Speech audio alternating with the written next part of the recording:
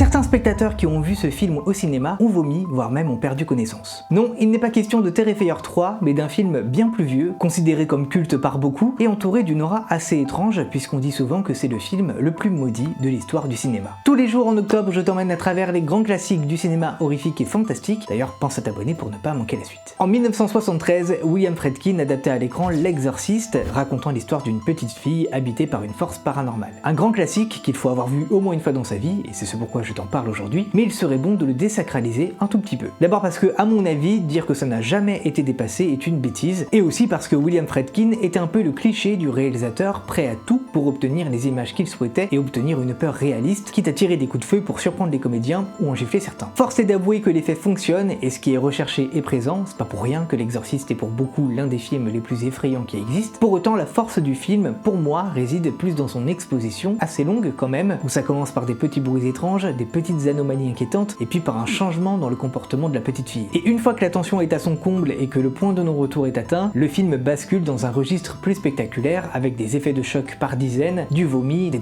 des bites en enfer, des gens passés des pas mûrs, des séquences qui ont clairement contribué à la renommée du film, mais qui éclipsent pour moi l'atmosphère soigneusement installée dans la première demi-heure. Certains vont préférer la montée progressive de l'angoisse, d'autres les effets chocs de la deuxième partie. Une chose est sûre, c'est une œuvre incontournable qui continue de terrifier les spectateurs, même 50 ans après.